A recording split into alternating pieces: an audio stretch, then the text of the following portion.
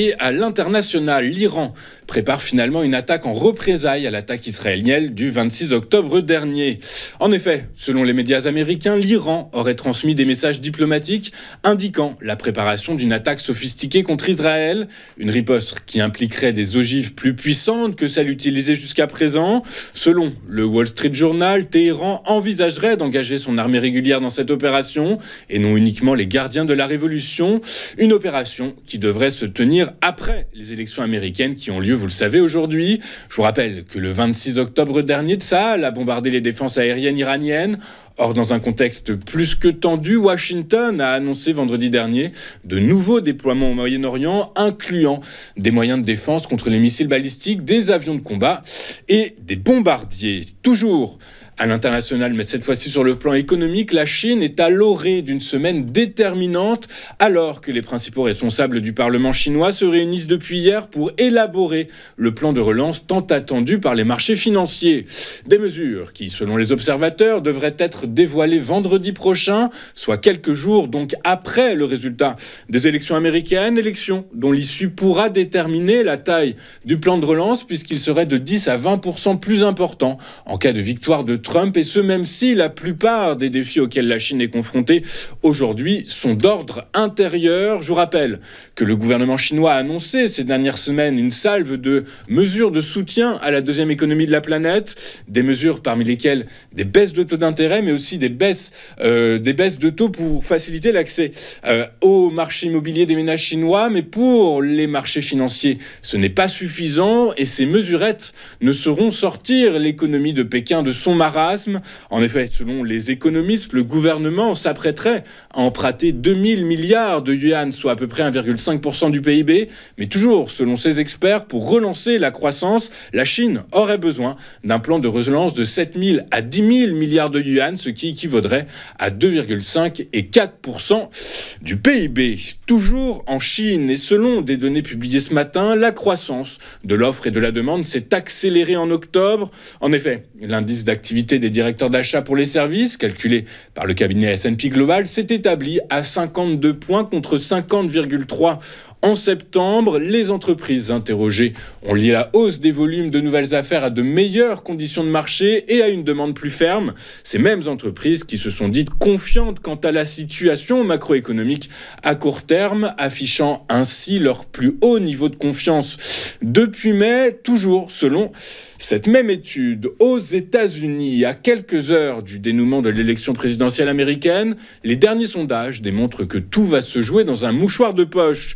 Toujours est-il que les intentions de vote donnent un micro-avantage à la candidate démocrate Kamala Harris, puisqu'en effet, d'après le site spécialisé 538, qui synthétise de nombreux sondages réalisés aux États-Unis, Kamala Harris gagnerait d'une courte tête avec 48% des voix contre 46,9% pour l'ancien président Trump.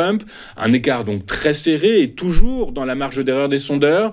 Ceci étant, je vous rappelle que les sondages et le vote populaire ne font pas une élection présidentielle américaine, puisque ce sont les grands électeurs qui élisent le président américain.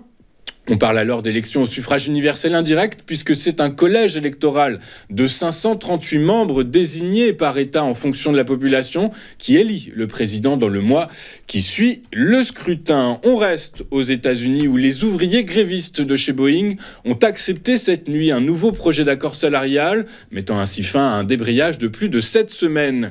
Débrayage qui aura coûté plus de 10 milliards de dollars à l'entreprise et à ses fournisseurs. Dans les grosses lignes, l'accord approuvé par les syndicats prévoit une augmentation salariale de 38% étalée sur 4 ans, un accord qui rejoint presque les revendications des salariés puisque dans leur demande initiale, ils avaient réclamé une augmentation de salaire de 40%. Pour autant, malgré ce dénouement favorable retrouvé, une cadence de production normale prendra du temps. En effet, le redémarrage des usines qui construisent le 737 best-seller de Boeing prendra des semaines, ce qui pèsera inévitablement sur la trésorerie. La direction administrative et financière de Boeing a ainsi prévenu les investisseurs qu'elle s'attendait à rester en déficit de trésorerie au cours de l'exercice 2025 après avoir brûlé plus de 10 milliards de dollars au cours des 9 premiers mois de l'exercice 2024.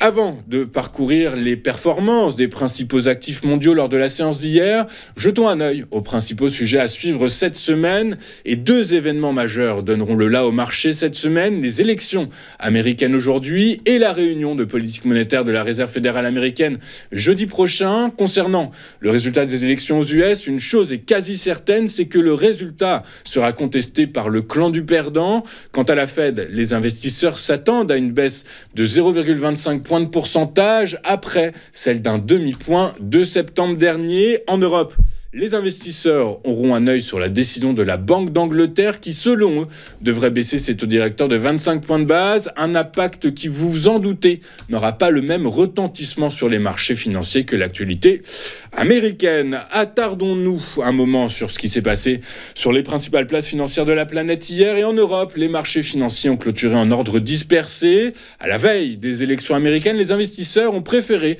jouer la carte de la prudence alors que la course entre la vice-présidente Kamala Harris et l'ancien président Donald Trump est presque à égalité. À Paris, le CAC 40 a reflué de 0,5% à 7371 points.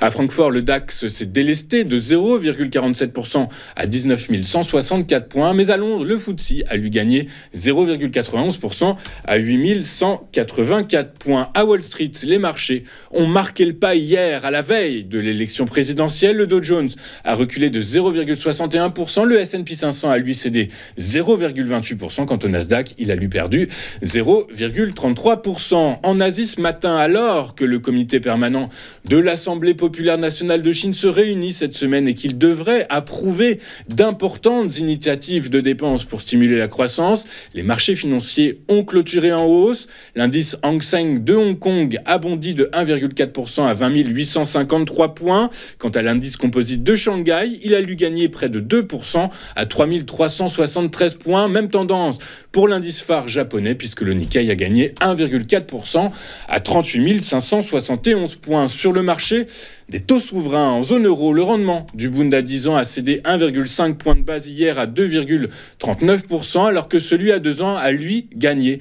1,1 point de base à 2,291%.